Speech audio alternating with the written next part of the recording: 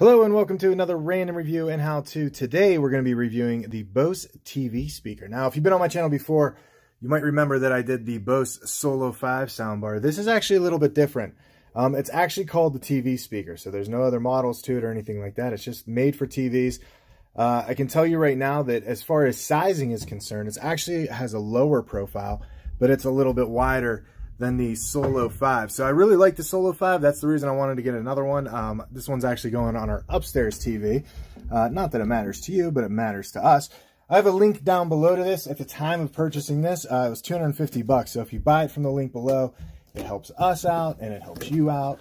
And if you like this video, make sure you hit that subscribe button. So out of the box there, you can see it comes wrapped up. So I'm going to pull it out here. And I just wanted to give a visual, at least on how this looks compared to the Solo 5. So I'm holding it up here, pretty much right in the middle-ish. You can see it does have a lower profile, but it is wider. And as far as depth's concerned, they're actually exactly the same. So the depth on here is the same as the depth on this one. Let's check out the back here on the control side. So you can see right here, you have a little area. That's typically where your bass and sub come from. And then as far as hookups are concerned, here you have your HDMI ARC. So what I read so far is that if you're using something like a Roku, this integrates in with it. Here's the optical. That's actually what I'm going to be using because I'm using an older TV. So the optical in is the cord I'm going to want to use. It's actually included in the box as I read. Here is your aux in, your service. So this is your USB. I think that they put out updates for this and maybe the software in it, and that's where you would actually do that. I haven't done it before. Bass, this would be an extra hookup for that, and then you have your power cord. I used the optical here on this one. I did not use HDMI, I used optical, and I can tell you it sounds good. Haven't had any issues. Underneath here, there looks like there's some slots for maybe a stand. I'm not sure exactly. Maybe to mount something there. On the back, there's nothing. So if you buy a TV mount like I had here, this was a Solo 5. I actually bought a separate mount that actually fit in on this. So this just actually sits in on that. But upstairs, I'm actually putting this on my mantle, so I don't have to worry about that. On the front here, you can see right there, those will be the indicator lights. And you can kind of see here, the speakers are a little bit offset in the middle and then to the right. And that's pretty much all I can show from the actual device itself. Now, it does have the ability to connect with Bluetooth as well. So if you have a Bluetooth device, you can connect it into here. So we're going to go into the rest of the box here. We have our remote. What's pretty cool about this remote compared to the Solo 5 is when you do your bass levels, you actually have the ability to adjust bass using the volume up and down. There's a setting on here where if you hold in the power button for 3 seconds, not 3 seconds, but you hold it in, you'll hear a tone on here. And the Bluetooth lights in the speaker blink amber 3 times.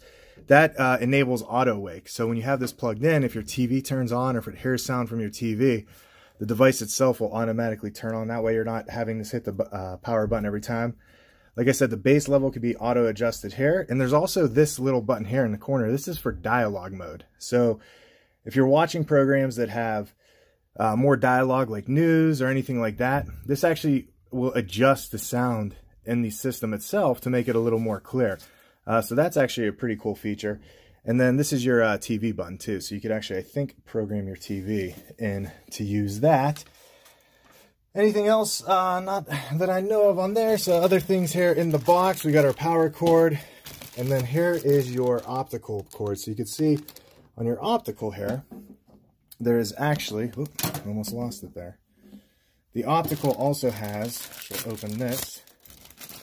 You kind of see how this attachment looks on your optical. So what this does is this just slides right in. You're going to have, there will be a cord in the back of your TV, and then the other one plugs in there. So you can actually buy different ones of these that have a little more, a different cord. I have a couple that kind of have almost like a chain cord to them. They're a little stronger, but these ones should work just fine. I don't know what the real big difference is, especially because of the kind of cable you're running there.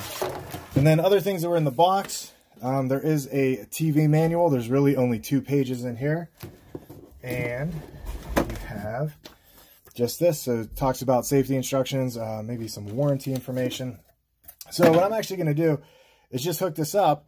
and see how it sounds, and then kind of give some feedback. Obviously, because I'm on YouTube, I can't play any music through here because it'll demonetize the videos. I don't want to do that. So I just want to get it plugged in and then talk a little bit about what it sounds like from my perspective. And the reason I'm actually doing it here versus where I'm going to hook it up is because I want to compare it to the Solo 5. I really want to see the sound difference between the two just before I give some feedback on that. Okay, so I just wanted to show here. I've used this now for a couple days. I have to say I really do like this one a lot better than to Solo 5. It's just much louder, cleaner sound. That little button that does the dialogue makes all the difference. It really does. So if you're watching news or even just a regular show, when there's a lot of music and other things going on, the dialogue button really makes it just come through clear. So very, very good. This is a really nice sound bar. Again, low profile. So you can see it just sitting on my mantle. I'm using the optical plug in the back there. So you can kind of see that there using the optics.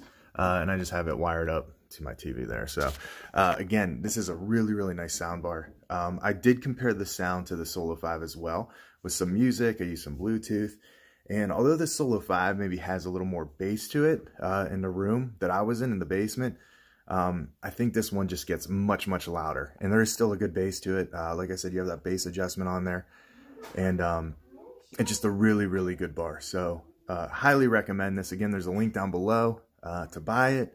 And also, if you want to, make sure you subscribe to this channel. We're always doing reviews of different things from around the house. So thanks for watching. We'll see you next time.